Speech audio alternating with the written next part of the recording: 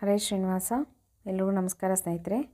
ಈ ದಿವಸ ಮಡಿ ನೀರು ಮಡಿ ಬಟ್ಟೆ ಬಗ್ಗೆ ತಿಳಿಸ್ಕೊಡ್ರಿ ಅಂತ ತುಂಬ ಕಮೆಂಟ್ಸ್ ಬರ್ತಾಯಿತ್ತು. ಅದಕ್ಕೋಸ್ಕರ ಈ ವಿಡಿಯೋ ಮಾಡ್ತಾಯಿದ್ದೀನಿ. ಈಗಂತೂ ಇನ್ನು ಹಬ್ಬದ ಸಾಲು ಬರ್ತಾಯಿದೆ.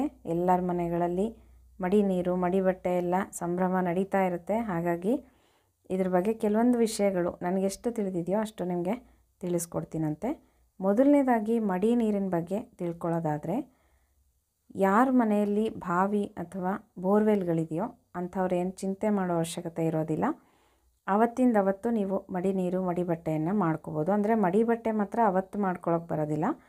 ಒಂದು ದಿನ ಅಥವಾ 2 ದಿನದ ಹಿಂದಿನ ದಿನಗಳಲ್ಲಿ ನೀವು ಬಟ್ಟೆಯನ್ನು ಒದ್ದೆ ಮಾಡಿ ನೆನೆಸಿ ಅದಕ್ಕೆ ನೀವು ಮಡಿನೀರನ್ನು ಹಾಕ್ಕೊಂಡು ಒಣಗಿ ಹಾಕ್ಕೊಂಡು ರೆಡಿ ಇಟ್ಕೊಂಡಿದ್ರೆ ಒಣಗಿರೋ ಬಟ್ಟೆಯನ್ನು ಉಟ್ಕೊಂಡು ನೀವು ಅಡುಗೆ ಪೂಜೆಯನ್ನೆಲ್ಲ ಮಾಡ್ಕೋಬೋದು.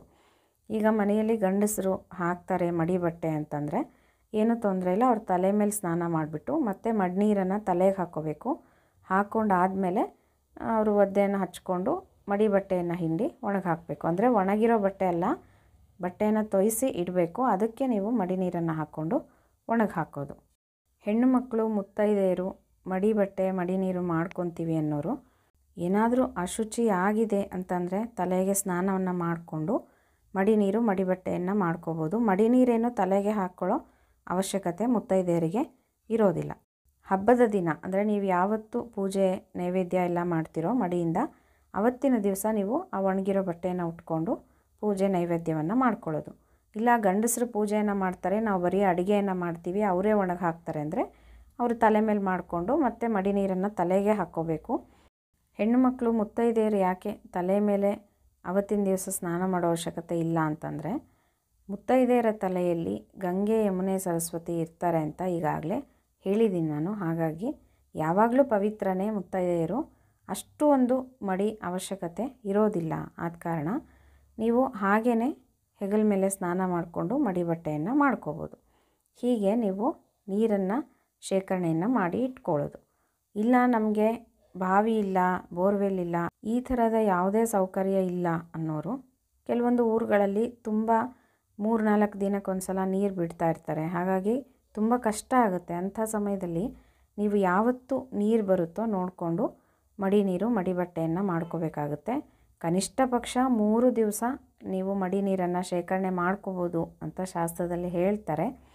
ಮತ್ತು ಕೆಲವೊಂದು ಊರುಗಳಲ್ಲಿ ನೀರಿಂದು ತುಂಬ ಅಭಾವ ಇರುತ್ತೆ. ಹಾಗಾಗಿ ಕಲ್ಲನ್ನು ಹಾಕಿಟ್ರೆ ಒಂದು 5-6 ದಿನ ಬಳಸ್ಕೋಬೋದು ಅಂತಲೂ ಹೇಳ್ತಾರೆ. ಅಂದರೆ ಕಲ್ಲಿರುತ್ತಲ್ಲ ಅದನ್ನು ಹಾಕಿದ್ರೆ ನದಿಗೆ ಸಮ ಆಗುತ್ತೆ ಅಂತ.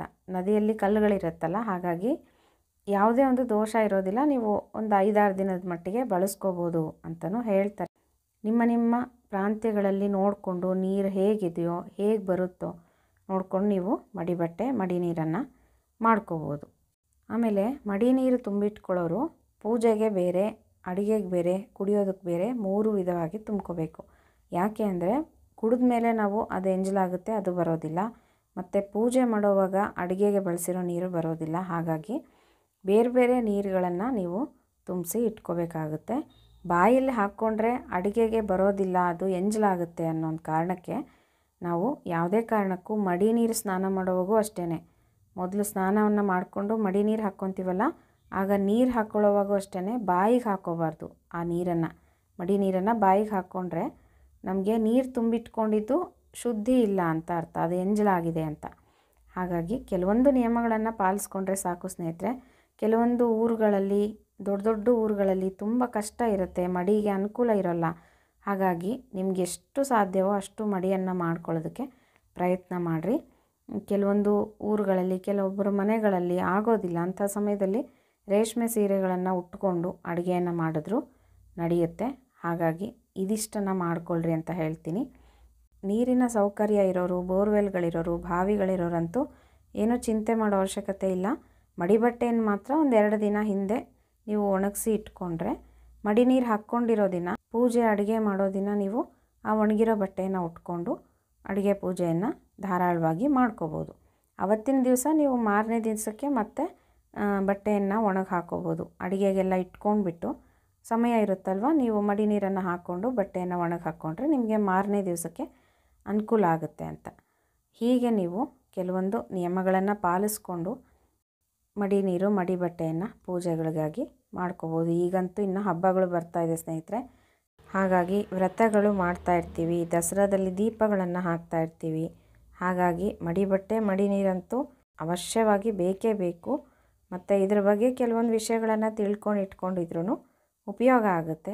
ಹಾಗಾಗಿ ನೀವೆಲ್ಲ ಹೇಗೆ ಮಾಡ್ತೀರೋ ನನಗೆ ತಿಳಿಸ್ರಿ ಕಮೆಂಟ್ ಬಾಕ್ಸಲ್ಲಿ. ಮತ್ತು ಇದರಲ್ಲಿ ಏನಾದರೂ ಡೌಟ್ಸ್ ಇದ್ದರೆ ಕಮೆಂಟಲ್ಲಿ ಕೇಳಿ ಹೇಳ್ತೀನಂತೆ. ಮತ್ತೆ ಸಿಗ್ತೀನಿ ಸ್ನೇಹಿತರೆ. ಹರೇ ಶ್ರೀನಿವಾಸ.